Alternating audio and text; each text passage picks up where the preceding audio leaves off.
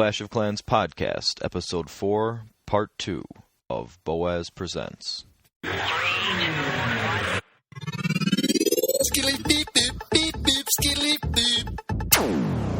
And I'm back with the Clash of Clans for the fans in the stands. This is Boaz, and I'm here today with the second part of our interview with Jake from One Hive. We had some audio issues in part 1, and I just wanted to give a shout out to my clanmate Adam for coming up with an idea to improve it in parts 2 and 3 here. He heard both the raw interview and then also the published one, and he immediately had an idea to improve Jake's audio. So I wanted to apologize to Jake also for the issues that we had so far. And also for future reference, I've been recording all the Boaz Presents series with a fairly ghetto setup so far, and I just got some new stuff for Christmas that should hopefully make a big difference going forward. So yeah, now here is part 2 of the interview with Jake. Well, let me get into the next question I had here. How did you get into YouTube? Dude, it was random. We had a guy in the clan. He's in 3.0 now, I believe. He's a college guy, Fire Lord Jonah, and he did just out of the blue, like a sort of like a war recap video, which is sort of my standard type video, and everybody just enjoyed it, and I enjoyed it. You know, it was something fun to look back and see a few of our awesome attacks and just sort of talk about the war and what was happening, because you forget about that stuff. You know, I could go 10 videos back and watch a recap video, and it'd be like brand new to me because you forget. You know, you go through so many wars. And so we all enjoyed it so much, but it was like almost immediately he was in school, he couldn't keep up with it. Just the time factor wasn't there. Mm-hmm. And I was like, I thought about it and I was like, God, I don't know anything about it. I've never done anything like that. I have no experience with YouTube, nothing that the technical part of it, didn't know how to record, none of that stuff. I was just like, I have no idea what I'm doing, but I was like, I have the time. The wife and kid go to bed 9 o'clock and I'm up till midnight or after every day. So the time factor was not an issue for me. So I kind of threw it out there. I was like, hey guys, what would y'all think? Do y'all, and everyone's like, oh my God, yeah, because it was so much enjoyment to watch I don't know why that is. It's a weird thing that it's fun to watch your clan and your clanmates sort of do this. Mm-hmm. And so I was like, okay, I'll do it. And I don't know if you ever, sometime when you have a few minutes, go back and watch the first one. Okay. It's like War Recap 55. It was hilarious. It was terrible. The screen was not cropped right. It was cut off. It was bad, man. It really was. And so it was just, I put it out there, and the guys, of course, they said, oh, it's great, which it wasn't. It was crap. Uh-huh. And so it was just that. It was just for us. It was just, hey, here's a way for us to sort of document the wars, sort of relive a few cool attacks and have a history of it. And so what I had heard, I'm not sure if it was from Hulk or from the guy Elbizzle in my clan is the one that introduced me to Hulk's videos and introduced me to your videos and stuff. So big shout out to him at Elbizzle2 on Twitter. But someone had told me that it was Hulk that got you into YouTubing. So is that not true? No, not at all. In fact, I didn't know who Hulk was when I started it. It was literally the Fire Lord Jonah. I mean, and you can go back and start. I can't remember.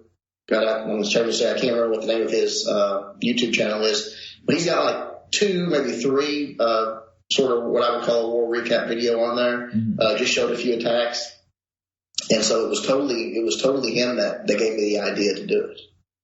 Interesting. So when did you kind of connect with Hulk and get to know each other?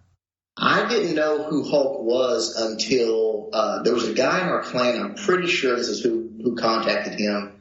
His name was KP's Nuts, and he's actually in the Reddit Troopers now. He left to go to Reddit Troopers. He had wanted to be there. He had applied way before he joined One Hive. Oh, okay.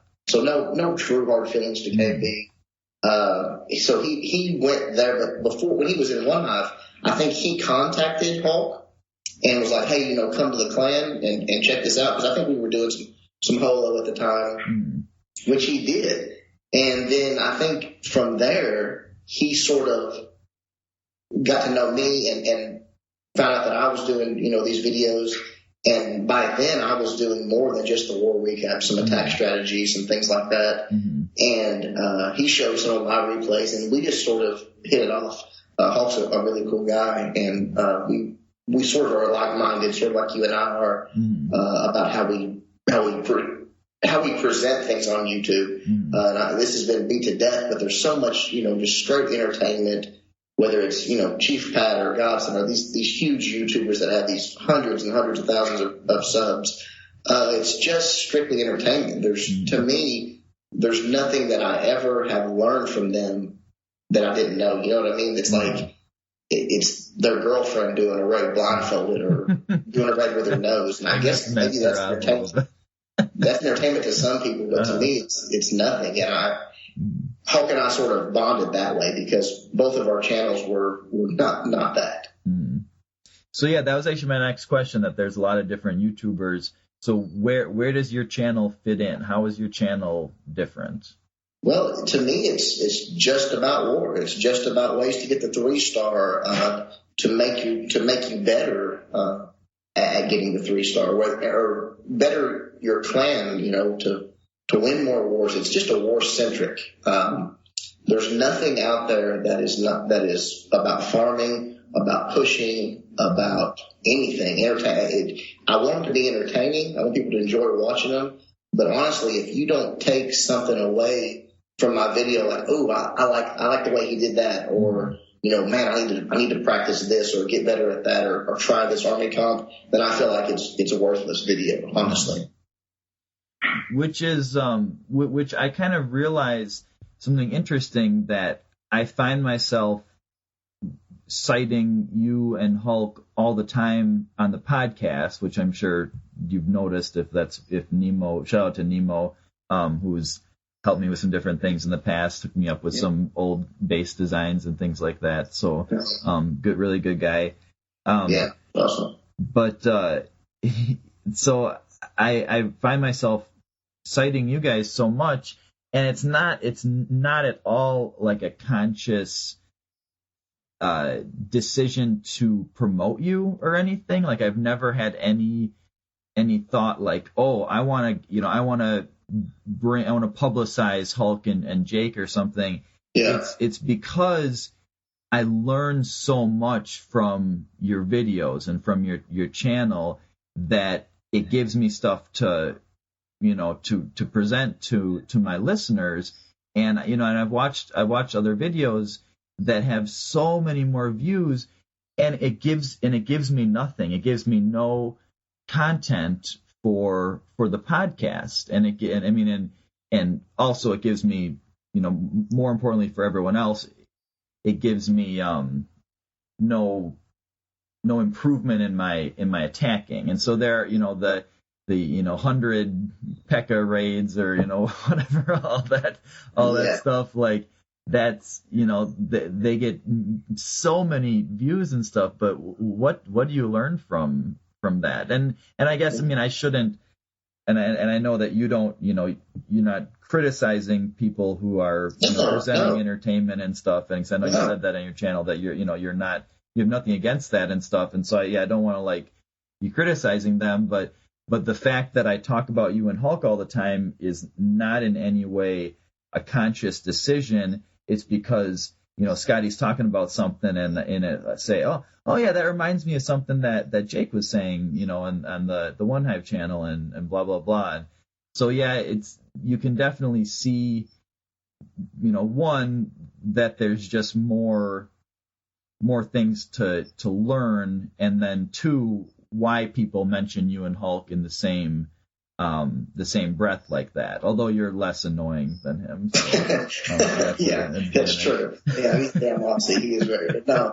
Honestly, I take it as a compliment. I like Hulk. He is a beast, and I hope that people it's okay for them to lump us together, but I hope that I don't want to be a carbon copy because first of all, I didn't get my idea from Hulk, and I feel like we do different content. I really feel that way, but it's all war centric, which is fine with me. I think there's a thirst for that out there. I almost did a video one time that I thought it would take too long of going through the comments when people first find the channel, and it's so rewarding because it's like it's just this thankfulness. It's just like, oh my God, thank you, for doing this. Please don't stop. Do what you're doing. And I've always told people I don't think it's anything. Yes, I'm taking the time to edit the videos, but it's not me. It really is not. I'm surrounded by so many writers that are they're just ridiculous that if it wasn't for that, I would have nothing to show. If I was YouTubing, I would be doing the same stuff these other guys are doing. So really, I think Hulk and I and maybe a few others, I don't know of other channels that do what we do. All right, yeah, I'm sure there's some out there, but yeah. Hey, shout out to El Bizzle. If there are any, let me know, and then I'll talk about them too. Yeah, we're in a unique situation because we are surrounded by these people, so we have access to these attacks. We have access to these the development that they do. So really, that's the thing. It's not that I'm some kind of genius in this game. That's far from the truth. I'm just bringing it to the people, and they like it. So it's very rewarding in that sense that there's a want for this type of content, and there's an absence of it. So who knows? I mean, maybe we'll keep growing and it'll get to that level. Some, these other big YouTubers, and like you were saying, nothing against those guys. They are what they are. They're entertainment, and obviously some people find it very entertaining because they're getting hundreds of thousands of views. But I don't find that entertaining. One thing is that some of the big guys have some videos that are really useful things and are really interesting things, either, I guess more so about pushing compared to you and Hulk, but also about war and like really good strategy. Some of these huge guys have some great strategy videos, but they're just drowned out by all of the, I interviewed White Lightning and he called them view whore videos, which is where you put something out just to gain as many views as possible, and that's just the definition of what you're talking about, a video that is not, doesn't do anybody any good, doesn't improve anyone's knowledge of the game or their skill or anything like that. And so I think a lot of them are really really smart, really skilled attackers, and it doesn't always shine through because for the ones that it's a full-time job where they're drawing their, paycheck from their channel, they have to focus on these things that aren't as good a content. And I bet there's so many of them that wish they could put out, the type of content that you and Hulk do or more similar content than to that, but they know that it's going to just hit them in the wallet if they do that. You nailed it, man. It's money and nothing, and that's fine. They've carved out their career path or whatever it is. But that's another advantage that I have is I have a job. This is not how I pay my bills, and it never will be. So that's not motivation for me. It's not like, okay, I've got to put out a video today because I haven't put one out today. I'll never be that because it's just, it's like I made a joke the other day on the channel. This doesn't even pay for my beer yet that I drink while I make the video. So I'm trying to get a Miller Lite sponsorship. I don't know. Oh, don't say that. This podcast is sponsored by Bud Light. Dude, I've heard you say that. I'm going to edit that out. Gives me a headache when you say it. Oh yeah, actually it does a little bit too. As a person from Wisconsin, I'm sure Rep Miller, so I don't get on Boneyard about that. Yeah, but it's just, and I feel like that. I do feel like it's an advantage. I would not want this to be my primary source of income and have to have that need. The whole Master of controversy. I don't know if you watched the video I put out about that. I did. Yeah, I did watch that. And I understand why these guys are upset. And if Masterov, honestly, I haven't done the research to know whether he did or didn't do this. If he did, he's wrong.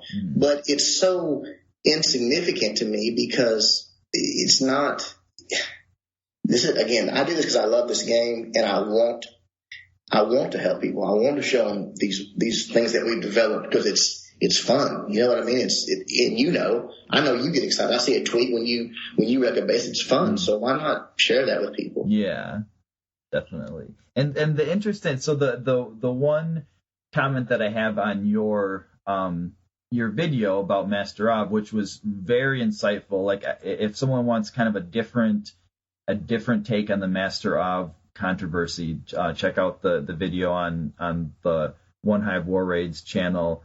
But so Jake's take was that it doesn't bother him at all because Master Of he has no overlapping viewership. People that watch Master Of are not going to watch One Hive channel, which is completely true. It's not taking personally from Jake's viewers or hurting him in any way.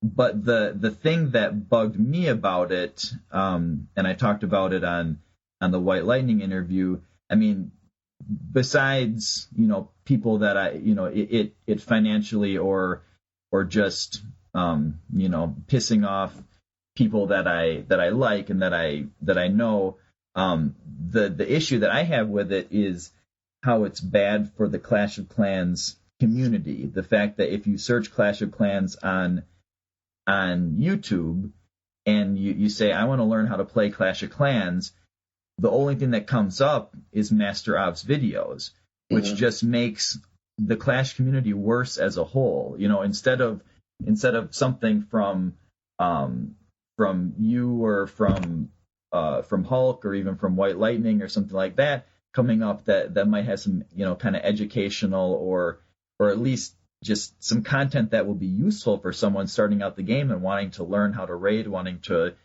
know the best way to do it. They get these videos of girlfriend raids or goblin giant raid, all letter G troops or just some bullshit. But I don't actually watch it. So I did hear you, and I think that was one of the only good valid points I heard the entire time about why it was bad. I really did. I wanted to comment on that for you because that's a well thought out comment that makes sense. It's not about money. It's not about, you're taking my viewers. It's about Clash of Clans, the game. Mm-hmm. And so that's a valid point, and I won't argue that.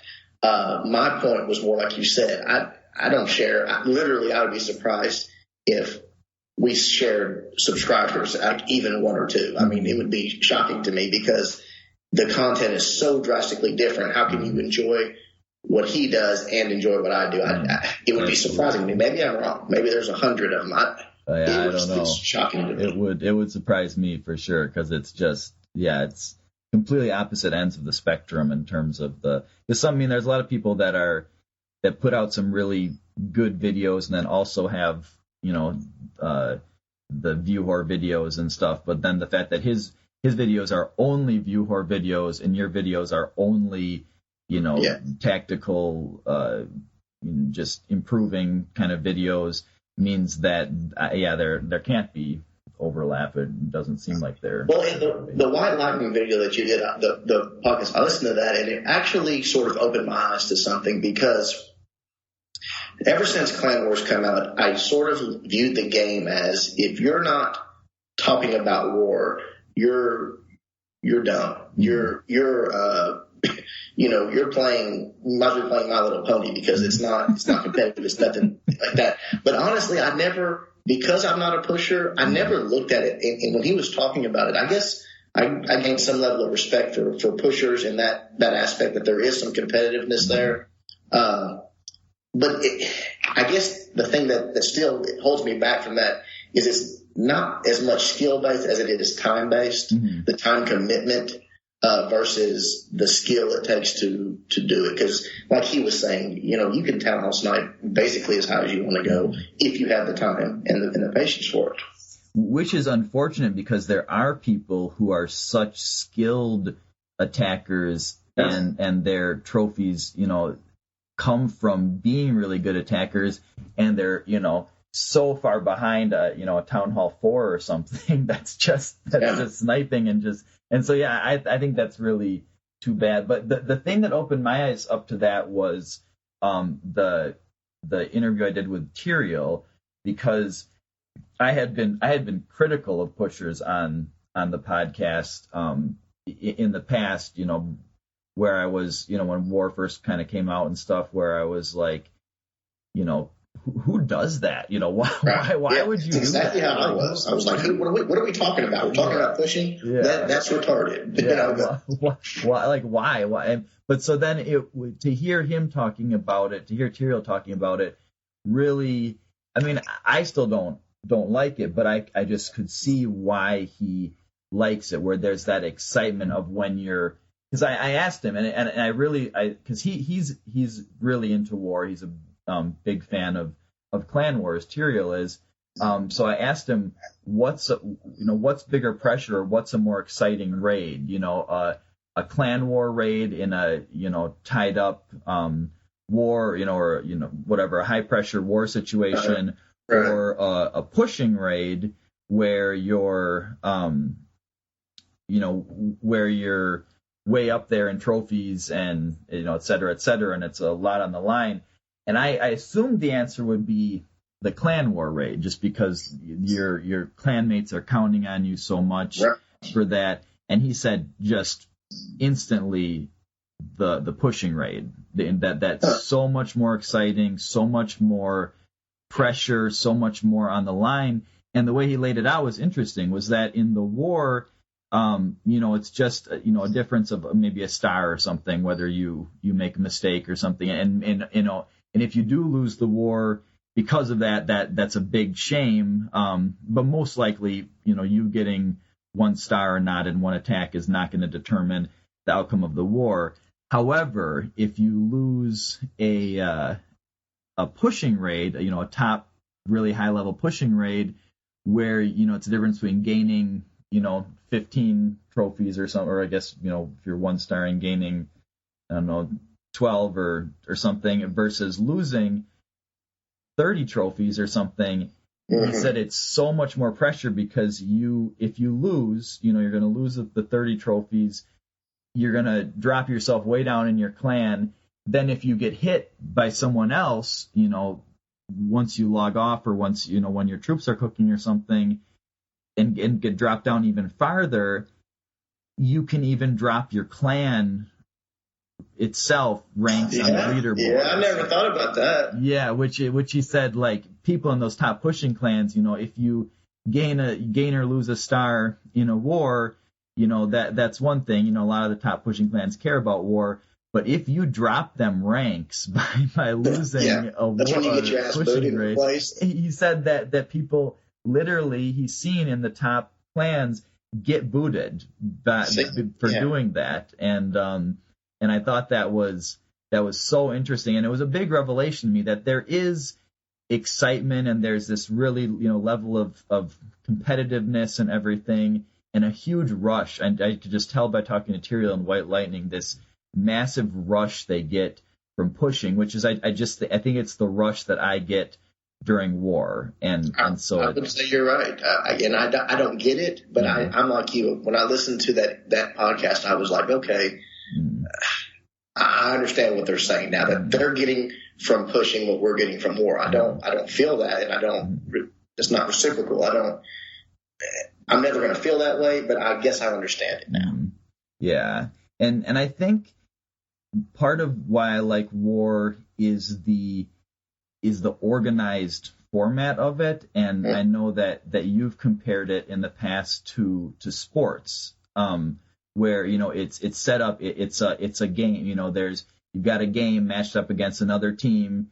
There's various stages of the game. You're keeping score. Each person is contributing, doing their own thing. As you said, it is more like golf than it is like basketball, in that each person's out there on their own, but it's just you can track it, and I love sports, and so I connect with it in that way. And I really thought that was interesting when you were talking about being an athlete and how you. So could you actually lay that out a little bit, your take on that? Well, yeah, because their strategy at so many levels. Their strategy and how you claim bases their strategy and how you clean up, what process you go to clean up bases, their strategy into what attacks you hold back in a close war. So it's such layered strategy that it is individual, but it's like you said, it's a team sport. It's when it comes down to the wire and the close wars that we had, there was always like this guy that, one time it was Aiden or one time it was Rex that, had that attack sandbagged. We knew, okay, this guy, he can get this 3-star and we can rely on him. So it's just this, I don't know, it's hard to describe. To me, it's so competitive. Now, it does get boring in these wars like we normally have, but when you have that close one, there's nothing like it. I mean, I'll be at work on my iPhone, like, talking someone through an attack or trying to say, no, okay, hold on, you attack this base, blah, blah, blah, or this base can be, this base can be holo weed, or this one can be, straight hogged. And so it's so exciting that way to me, but that's sort of few and far between. And you were saying that it kind of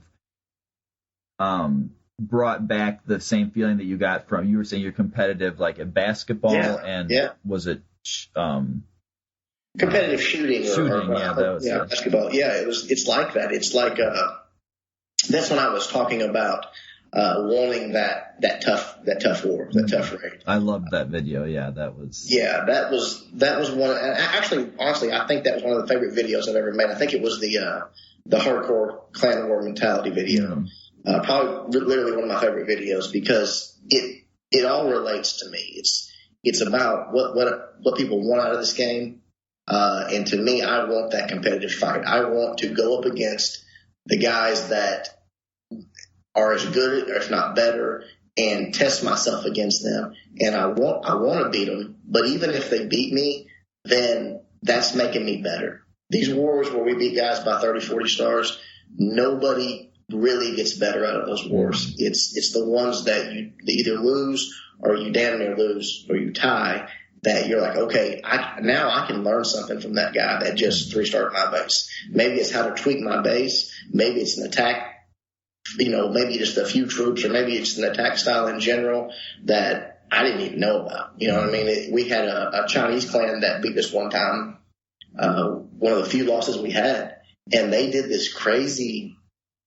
It was like a giant. It was sort of like a Go-Ho-Wee-Wee before there was Go-Ho-Wee-Wee, but they used giants. So way early on, we were like trying to test that stuff because it was used successfully against us. They 3-starred bases that normally don't get 3-starred. So I like that aspect of it. Yeah, that's actually, while you're talking about it, that reminded me a little bit of college football, how teams always get penalized at the end of the year for scheduling too easy of opponents. Yeah. And so, if at the beginning of the year, instead of scheduling someone that's going to push you in a game that you might lose, if you instead schedule someone who's just there to pad your record and to and you're there to line their wallets because they get a big payday out of it, then at the end of the year, then you're penalized for it because your strength of schedule was weaker. And so it's the same kind of thing in war. If you're not going against clans that push you and improve you, then in the end you're going to be penalized for it because you're. Well, and it goes back to what, if it wasn't for the competitive part of it, if it was easy to 3-star bases, I mean, be honest with yourself. If this game, there was a strategy that you could use, and pretty much you knew you could get the 3-star, you would be bored with it. I would be bored with it. We'd be over it. You know what I mean? Like, okay, this is stupid. I mean, I'm getting 3 stars every time. But that's the beauty of this, is that it's not that way. It is difficult. It's easy to screw up. I screw up on a regular basis, and I'm sure you do. I'm sure the listeners do.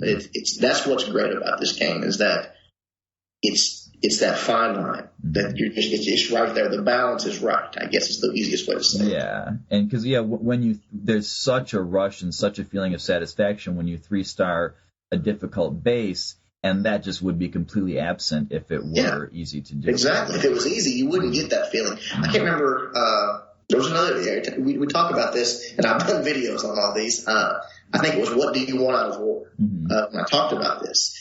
If it wasn't for the difficulty, we wouldn't get that feeling, and it would be, what's the point? Why are we doing it? It's like I compared it at that time, another analogy, to golf. It's like when you hit that perfect golf shot, and it's like, I don't know if you play golf, you don't even feel the ball. You swing through it, and the ball you don't even feel the contact. And it's such a good feeling. You want it again, but the very next time you get to the tee, you shank it, and it's like, you're like, damn it, that was so easy last time. What happened? Yeah. And that's this game to me. You do a raid and you just beast this tough Town Hall 9, and you're feeling like a stud, and then the very next thing, you screw up, and you look like an idiot. Yeah, and it's so cool to hear you pull all these anecdotes from your Theorycraft videos, because those are what made me really so interested in having you on for an interview, because your Theorycraft video is basically, you could turn off the screen and make a podcast out of it. Basically, right, you can just just the way you talk about this stuff, it just kind of comes to life. And so I was like, man, he's going to be a natural at the interview, and you totally have been. So yeah, it's so cool to hear you bring these up, because I was like, how am I going to ask questions to him to get him to talk about these points from his Theorycraft videos? So I'm glad that they're naturally. I'm glad it's working out, and it's funny, because going back to how the videos started and how the channel started, it was just the war recaps. It was just that, and then it evolved into these other things, and everybody's got their favorites. I got these viewers that are like, I love the Theorycraft. That's what more Theorycraft. And I've got guys that I love the base breakdowns, and some of them like, no, I can't watch the base breakdowns. It's too damn long. I like the war recaps. And so it's sort of a variety, I guess, a little bit for everybody. Yeah, and I've been really meaning to watch the base breakdowns, and I need to, carve out a big chunk of time to do it. But I know that's going to be so helpful, because I've had a couple of guys in my clan who use the base from your Town Hall 9 video. And I mean, everyone else is 2-starred, all the mid-level Town Hall 9s where they are, and they're 1-star. So many wars, they're the one getting the most heroic so I'm just like, I don't want to copy the exact base, because we can't all have the same base in the clan, but I want to find out what the components were that go. Oh, actually, that's one of my questions. Where is that? When building a Town Hall 9 war base, what are the most important things to factor in? Yeah, you're talking about the base building videos. We've also got. Oh yeah. Sorry, I'm talking about the building, not the breaking down of a. Yeah, Rex does both of those with me, and those tend to be. I'm blaming it on Rex, because those are like the longest videos. 30, 40 minutes, and some people it's hard, to sit down and watch that long video. So I get it. Back to your question, the Town Hall 9, and really we cover it in detail, and it would take me probably 30, 40 minutes to cover it. So I'll hit the high points here. You've got to have a double giant bomb set. In war, and clans like yours, clans like mine, 2 stars don't determine the war. We are defending against the 3 stars. So yeah, it's nice to soak up 2 or 3 attacks while they're trying to get 2 stars. But really, we don't focus on that when we're building bases. We focus on preventing the 3-star. And a double giant bomb is one of and a well-placed double giant bomb is one of the key things to do that, because as you know from Hulk's channel, my channel, hogs are incorporated in a huge amount of the 3-star strategies, especially at higher level Town Hall 9 bases. Early, mid Town Hall 9s, you can 3-star with a lot of different strategies. But when you get to those, pretty much max defense, decent level walls, decent level heroes, then there's only a few that truly work. And they pretty much include hogs. So understanding hog pathing is crucial, because if you don't, how are you going to place your bombs to where the hogs naturally will path there, or it's hard to make them not path there. So one of my biggest things there is you have to understand what you're being attacked with, what you're trying to prevent. So that's a huge tip there, is just to think about how you would attack your base. If I would literally set your base up and say, okay, how would I attack? If if I was scouting this for war, and that'll give you some tips. Air defense. You've got to have good air coverage. I've seen it before and I've showed it on the channel. Most people don't do it anymore. But even as a Town Hall 9, if you put all 4 of your air defenses in the core, you can be dragoon just like a Town Hall 8. Mm-hmm. I mean, Scarecrow, guy from our clan, does it on the regular. Or he doesn't do it as much anymore because we don't see it as much. But back in the day, I showed him on the recaps all the time. I mean, he would treat it like a Town Hall 8. You know, send the dragons in, funnel the wounds into the core, rage them, and it's over. And also weak against Halloween. Yeah, exactly. Well, that was, sort of even pre-Halloween. But okay. Now, if you've got all your air defense in the core, anybody that's even glanced at Hulk's channel can 3-star that base. So you've got to have good air coverage. You've got to have them spread out. You can't have them exposed. I always say spread but protected, if that makes sense. No, yeah, definitely. You don't want hogs or balloons to be able to target your air defense the first thing they target. Mm-hmm. They should have to kill something else to get to it. Mm-hmm. So those are 2 keys there. The third thing is probably your clan castle. And some bases make it to where, it's a very, very difficult lure. Just making it a little bit difficult makes a difference. Make people expend something other than barbs or a giant to lure your clan castle. And really, if you can accomplish those things, then just upgrade your base, and you've got a pretty tough base at that point. And so that's actually interesting. I'm noticing a theme with all the things you mentioned, the double giant bombs, the air defense, and the clan castle, is that they need to be protected to the point that you need to destroy a defense in order to get to it. So, like, for instance, the double giant bombs, you can't have them so far to the outside that someone is going to be able to trigger them and then send the hogs in. They need to be in towards the middle. They need to be protected. And then, as you're saying, obviously they need to be set up, along the natural path of the hogs. But so then the exact same thing with the air defense, that the air defense need to be in such a way that they have to destroy something else to get to them. And then the clan castle, which is something that I talk a lot about on the podcast, and I just saw your video today, which is kind of eerie how much of the exact same terminology we were using when talking about luring, that an easy lure is a lure where you don't have to kill a defense to lure the clan castle, and so that's the exact same thing. If you don't have to kill something else to get to the double giant bombs, to the air defense, or the clan castle, then it's going to make things a lot easier. So I guess that's kind of the theme here, is the important components of the base need to be set up in such a way that they're protected. Absolutely. And if you set up a base to where you've got your double giant bombs where I can send a hog in, they're right by a defensive building, and I can send one hog in and he triggers that bomb, you're done. You don't have double giant bombs anymore. Mm-hmm. I mean, you actually would have been better off to spread them across your base and make me use my heals in certain locations. Mm-hmm. Being able to pre-trigger, you have essentially nullified the fact that you even have a double giant bomb set. Mm-hmm. Yeah, definitely. And so that's a big thing that I've been talking about, is the lure or not to lure. And so if you want basically the same thing that I said and that I've been saying the last couple of episodes, then go to Jake's Theory Craft section. That's why I sent a tweet. I said, feel free to skip the podcast and just watch this video, But you're right. I mean, there's bases that make it literally it's almost not worth it. Mm-hmm. But they tend to be pretty weak bases at that point because everything is so spread out. Mm-hmm. I like it to be a couple attacks myself recently where I didn't lure just because it was so difficult. Yeah. But then the base itself ends up being easier because so much is expended. Exactly. There's too much free stuff out there in essence. And I like it sort of in between. I don't want someone to be able to lure with a few barbs or a giant, but I don't want my base that spread out. I really don't, because it leaves you vulnerable to too many different attack styles. Mm-hmm.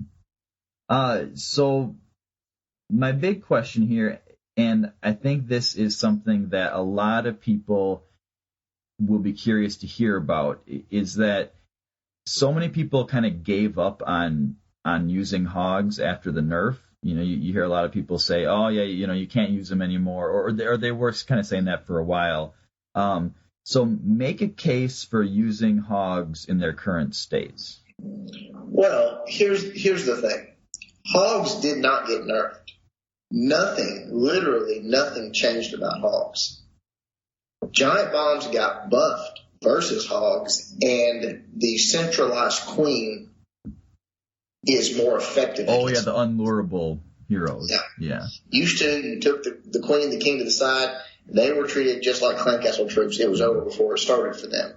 So to say the hogs got nerfed is not accurate. Mm-hmm. It became more difficult to use hogs. It took more planning. It's easier to screw up. But hogs didn't get nerfed. Hogs are every bit as powerful as they used to be. There's no other troop in the game that targets defensive buildings, that ignores walls, that has the hit points they do, the ability to be a little bit tanky. If you take away giant bombs, hogs can take a lot of shots. And the big difference between them and balloons is the speed factor too, right? Yeah. Oh my goodness. Yeah. Can ignore walls and target defenses, but they're so slow. Well, and balloons don't have the hit points. You know what I mean? They can't take the shots that a hog can. And air defense. There's no troop like hogs, and I don't think anybody would argue against that. And so even with those things that they changed to make hogs more difficult to use, they still take out an archer tower just as quick as they ever did. They still take out a X-bow just as quick as they ever did. So if you can negate the things that changed, then there's no difference using hogs today as there was back then. So that's what we talk about a lot in the videos and the how to use hogs after the update video, how to holo wee wee, how to go ho wee wee, is how to negate those things that change. That's the reason those strategies even exist. That's the reason people aren't just straight hogging like they used to, is because we have to negate the double giant bombs. We have to negate the queen. So, it's just a learning curve. It's just something that you've got to pick up that you didn't used to have to know. And that's a good point, because that's so true that's the only difference, because the attack that I actually mentioned on the last podcast, which it was a Town Hall 8 Go Ho Wee Wee against a Town Hall 9, that I sprung the double giant bombs because they were close. I could see the gaps where they were. The person put them close enough to the edge, and then I sent in the Go Wee Wee, little Go Wee Wee troop with my king to assassinate the archer queen. And so then once she was engaged, even before she was even dead, as soon as she aggroed on that golem, the base was, I could just straight hog it, just like there had never been any change to the way that hogs are, affected and stuff. That's what I call an old school hog raid at that point. There's literally nothing different. People, it's like they think that I don't know, that hogs don't kill things as quickly or can't take as many shots as they used to. That's not true. If you can negate the bombs and kill the queen, it's the exact same as it used to be. There's no difference. Yeah, and we all know how effective that was. It was, everybody did it. Yeah, actually the tweak, I think made Clan Wars more interesting, because all anyone would ever do was hog raids. And then I guess before they made the changes, there was the prevalence of anti-hog bases, but then every single person in the clan would have an anti-hog base, and you would just basically just break the ring and then hog them. Sometimes people would get creative. Back then Go Wee Wee was like a real creative kind of doing a different kind of attack, whereas now it's just the default. But so yeah, it's kind of cool because it made people vary it more. On the other hand, so many people just use Go Wee Wee or Go Wipe, and so it's kind of back to not being as kind of being more uniform like it used to be. But the people that then do use the base exploits, using hogs and balloons and stuff, then they have such an advantage over just straight doing the golem kind of attacks. Yeah, it was good for the game. I was as reluctant as anybody because, any hogger hated to see it. Mm-hmm. It was like we were, kids getting our toy taken away. We didn't like it, but hindsight, yes, it was the right move. It did. It's like you said, it created all these things. It created all these different attack styles that we love and we enjoy doing and planning. So it was a good thing. As far as go wee wee and go wipe, I guess those are the standard. It's weird when I do these the hitchhiker videos and I go to other clans and check out their attacks and stuff. Even the guys that are tweeting at me that I know are watching Hawk or watching myself or trying these new attack styles, like the majority of the clan still go wipe and go wee wee. And I'm like, you're seeing this guy 3-star this base that you can't. And you're not interested in that. You don't want to see how the hell did you do that? I don't know. I don't know why it's so popular to 2-star with a go wee wee or a go wipe. Yeah, and I definitely, members of my clan and even me are totally guilty of falling into that, because we'll look at base, I think what happens, and I think this is what happens with me, is I'll scout for ways to exploit a base. And, I'll figure out different sections of the base that I can kind of cripple with some balloons or hogs or things like that. Yeah. But just not my conception of how to use the exploits is narrow enough that I have to see a base where it's kind of a little bit obvious of how, where I look at it and say, aha, that's a Goho base, or aha, that's a hollow base, a holo base. And when they're ones that are much better designed, then I think it's so many people just fall back into the default of, well, I'm gonna use a little bit of hogs here or use a little bit of loons here, and then I'm gonna go wee wee it. And I mean, if you just do a straight go wee wee without incorporating anything on the other side on the back end, whether it's after the troops are already in there or at the beginning, it's so hard to 3-star just with one wave from one side. And so you really increase your chances, at least mixing in a little bit of those things on the other side of the base. But still, that's not like a true, going for the actual holo or stuff like that. And I think that's the issue, is so many people in my clan know how to holo, but they'll only holo bases that the AD is really centralized, and that's the progression. I talked about that in another video on my theory craft. It's a progression. You're not going to pick it all up at once. You're not going to be able to look at a base and really know what's best for it until you've done this for a long time and you failed. And I've told someone, I can't remember if it was in a comment or what, I feel like I've made every mistake that there is to make, and that's why I can do a pretty good attack, is because I've screwed up every way there is. I know that won't work there because I did that and I got my ass handed to me. So that's a progression. Your clan or you don't feel like because you can't look at any base out there and say, here's the best way to attack it. It's not a bad thing. It's just the way it is. You have to see it all and try it all before you can do that. And so that's just natural. That's the way it works.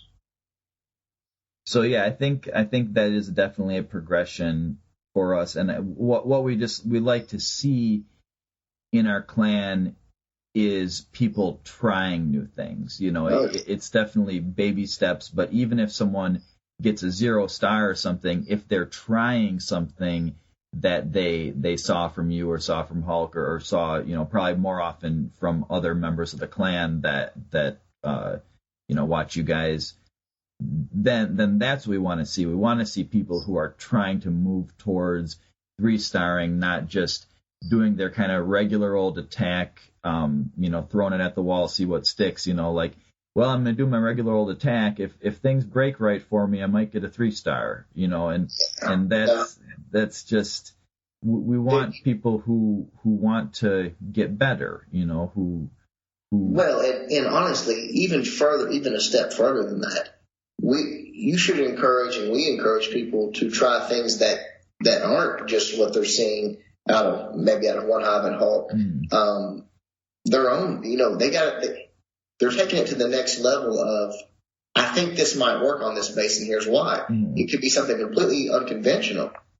And as long as they're taking that step to say, here's what I think might work, here's what might cripple this half of the base and allow me to do this on the other half, then that's how innovation happens. That's how these attacks become things, is someone testing it. No one knows that whether it's going to work until you try it out.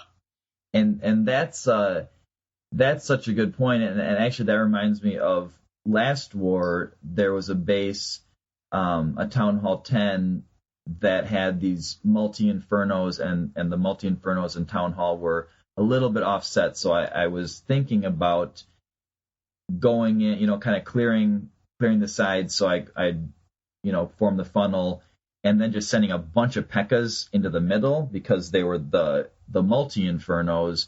Yeah.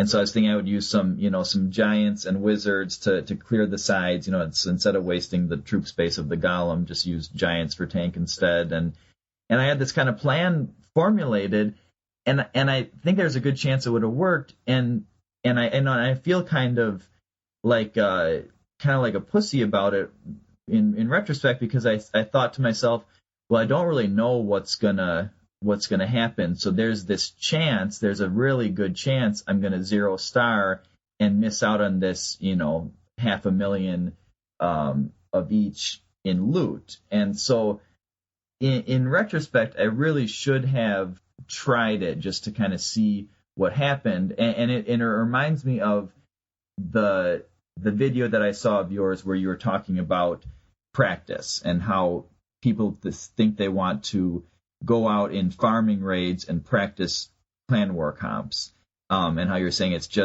you just can't do it because the bases are constructed to protect resources, the clan castles might be empty, the heroes might be down, things like that. And so you're saying it's so counterintuitive. If people are saying that, I want to practice in farming, and then in war they're going for loot. They're going for either a snipe or an easy 50% or something. So it wasn't to that. It wasn't to that extent. It wasn't that I was going for loot. I was trying for a 3-star on a base more my level. But I think I know what you're saying. I think deep down you're saying you're a chicken shit. Exactly. Should have tried that, man. That's what it's all about. Is that hey, I got a plan. I've got a plan for this base. I think it might work. That you should have done that. Well, what I was thinking in retrospect, it's on one sense I was a chicken shit, and the other sense is that's a whole wall. if I get a 1-star, that's a whole wall down a 0-star. That's an entire Lego down the drain, man. And so it's like I should have, but just the dollar sign, that miser in me, that's a million resources. That's an entire wall. That's what kept me from. Yeah, but think about the glory had it worked. Yeah, I know. And I already had the most heroic, and it would have topped my own most heroic, which was... Yeah, you could have been legendary. Hell, I could come over and put it on YouTube, and it could have been immortal. Yeah, so that I definitely feel stupid about that, especially because the tech I ended up doing, didn't even end up 3-starring. It was like 90-something, just depressing attack that was just useless in every way except for the 450K of each loot it got me. But I mean, that's such a drop in the bucket with all, of all my loot and all my lavas and all my war loot. That's such a drop in the bucket. That was my point, really. And you summarized it pretty well in that video, is that you've got to look at what, and I was talking more about practice, not one attack of going a safer route, but like you said, people will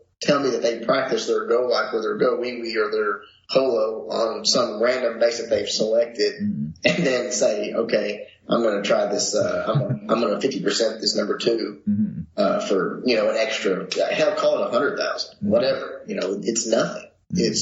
You're giving up such an opportunity because you can't duplicate it. All the reasons you listed, people might not have all their traps armed, just on and on and on. You cannot duplicate that. And for serious war people and clans, it's invaluable. I would pay $1 million gold or $1 million elixir to just to get to do a practice attack on one of the bases I'm looking at. So people have it backwards, I think. No, yeah, definitely, and that made so much sense. Like, why attack for loot in wars and then and then lament that you can't practice war attacks? Right. That was your chance to practice war attacks. So that was definitely something I couldn't relate to, going for an easier base or going for a snipe or something. Because you get some more loot or in a war that's already won, but missing out on the full thing of loot. That's what got me, and that's where it's a big regret now, because I don't know now, because that's what I said. Never. I don't know what's going to happen here, but if I had done it, then now, even if I failed, I would know what would have happened. I would know whether that would work in the future. And that's exactly right. You would have learned something one way or the other. Mm-hmm. This either works or this doesn't work. Mm-hmm. Here's what went wrong here. Here's why this, I should have brought this troop, or I should have brought more or less of these. You would have learned something in exchange for that. Yeah. That's the point. And I think you get it. I mean, you know what I'm saying. But Jake, now I have 221 Legos instead of 220 Legos. So really, right. Exactly, that extra Lego, you got it, and it's there. No one can take it away from you. So I'm proud of you for that. So good job. Way to be a chicken shit. Take the risk and get that extra Lego. So yeah, all you listeners out there, Legos are what matter. Okay, not stars, not glory, not learning. Legos. So yeah, no, I know what you're saying, man. Yeah. So definitely, everybody, don't do what I did. Don't fall into that trap of worrying so much about the loot that you're going to give up the chance. Well, and let me go tell you, worrying about failure. That's something that I guess I've never really addressed either. Is that if you're really scared to fail and forget the loot, forget everything else, but to just fail, to fall on your face, to look bad. Again, you're inhibiting innovation, in that you're not gonna try that thing that might work, that might be awesome, or even if it fails, you still take something away from that. You say, okay, that didn't work, or maybe it would have worked if I'd have done this a little differently, and you try again next time. So people can't be afraid to screw up. I mean, I mentioned that in another video is. Everybody screws up. And I don't care if you're talking about Reddit troopers or Team YOLO or One Hive or whoever. If they tell you they don't screw up, they're lying, because it's too easy to screw up in this game. Or they're iModding. Yeah, exactly. Or they've rehearsed it 15 times and it doesn't matter. It doesn't count, But yeah, that's a whole other topic. Well, yeah, and that's kind of the thing too, is I was like, my clanmates are going to give me shit if I end up with, a 30-something on this base, but really they wouldn't. I mean, no. I've got a good clan. They would have been proud of me for trying something different and pushing myself, instead of going back to something that I was trying something a little bit different, but really not in the same kind of realm. And so, knowing my clanmates, they would have been more proud of me for 0-starring and trying something where not only I'm learning what happened, they're learning what would happen by watching the replay. I mean, I'm not just expanding my own knowledge. I'm expanding the knowledge of everyone who sees that replay. And you do think a lot like me, because that's exactly right. Hell, I've done a video on that, on watching replays. Uh-huh. How much knowledge is there? You know what I mean? It's there every freaking war if people will just access it. And you'll be surprised how many don't. Mm-hmm. How many don't take the time to watch the 3-minute replay that could teach them something and could make them better. Mm-hmm. Yeah, and so I guess if you're in a clan where people are more, if people are going to give you shit for trying something new and failing, and not going to give you shit for trying the same old thing and 2-starring, then that's not a great group of clanmates. That clan's never going to improve, ever. Yeah, and so that is definitely something that we've been focusing on is really praising people for trying new things and expanding their horizons, rather than praising people for ending up with a 3-star on, a plain old go wee wee that would most likely have been a 2-star, except, things ended up breaking their way, or, Right, or it was a lower base, or a shitty design that that was okay, you got a 3-star, but that's, if you hadn't, that would have been depressing, because that design was ridiculous. Garbage, yeah. I know what you're saying, and that's right. That's the sign of a good clan. That's the sign of a clan that's going to grow and get better, as opposed to one that's stuck in a rut, that when they meet someone that has been testing and been practicing and been trying new things, when they meet that clan, the clan that's been testing is going to have the advantage. And actually, it reminds me of there was a couple guys in my clan who were giving people shit for trying things that they saw on Hulk's channel. So they, people were trying Holo or Goho and stuff and failing because they were just getting the hang of it. And there's a couple of guys who were like, man, stop trying those stupid, gay ass attacks with the, blah blah.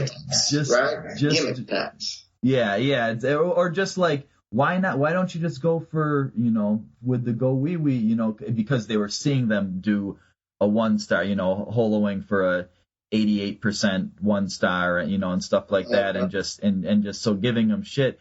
And I used to, kind of be in the clan chat and be like,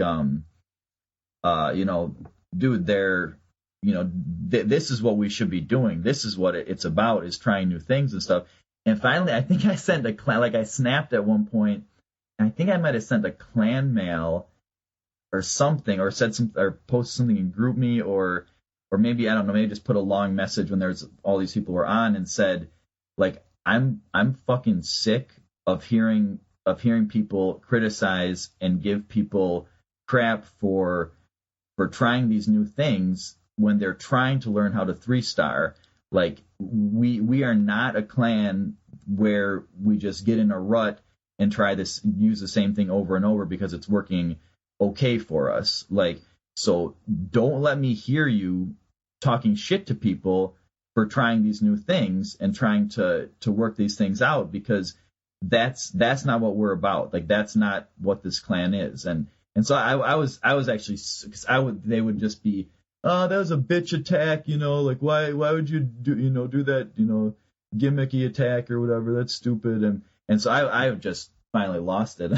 So I went off on these guys, and that was good. They actually said, I understand where you're coming from and stuff, and so it was a good, kind of moment. They didn't hold it against me or anything. Well, it's weird how many things you're saying that I'm saying that we have in common, because it wasn't too terribly long ago, I don't know, a few months ago, that we had an elder, and I won't name any names because, not a bad member, not a bad elder, but that said sort of the same thing. Like, stop with these gimmicky attacks, and, we'd be better off getting the 2-star on that. And I went off in GroupMe. Like, I was like, y'all just fucking hold your tongues for a second, because I'm fixing to type, and I typed like, I don't know, like a little mini novel. And I was like, I don't want to hear that.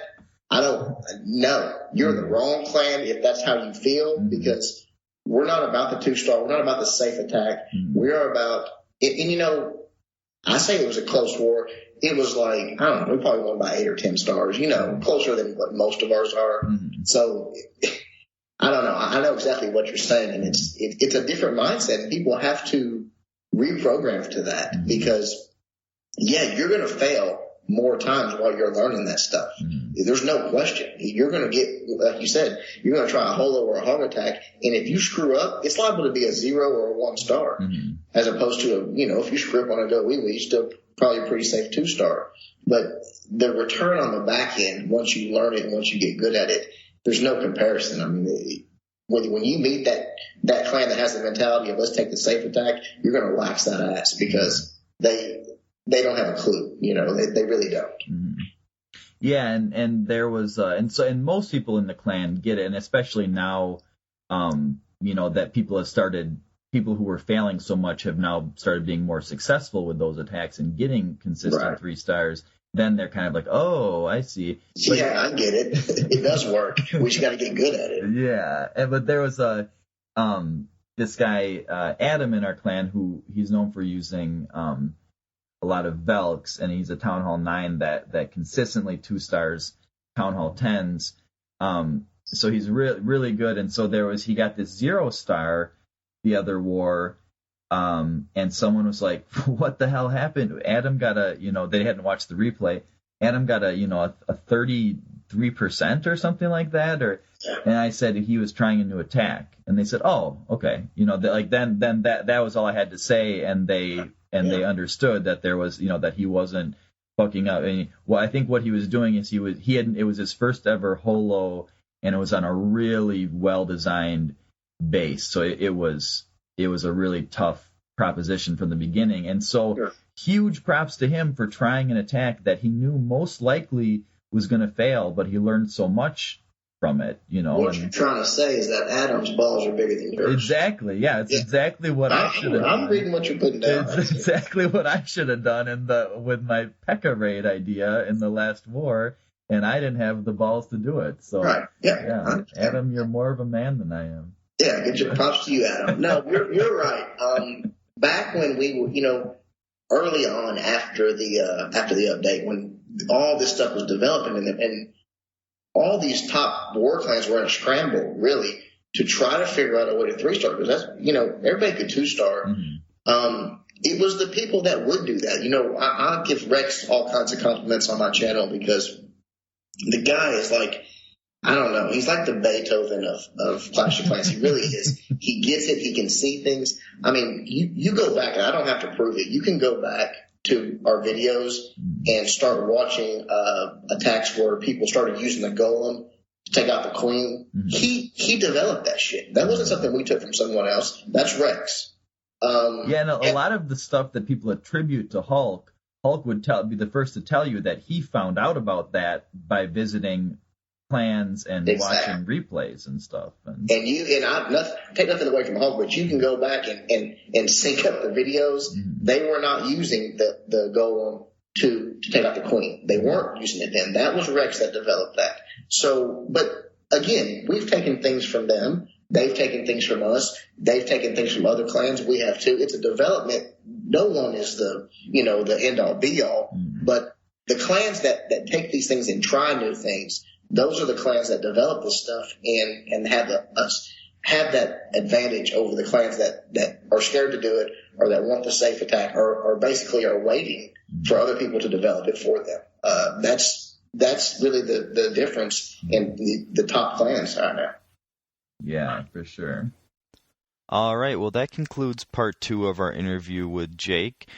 Stay tuned for part 3 on iTunes, ClashClansPodcast.com. Remember to follow me on Twitter at TrueSonBoaz. Follow the other guys at WBSMT Radio. And the next part of the interview should be coming out very soon.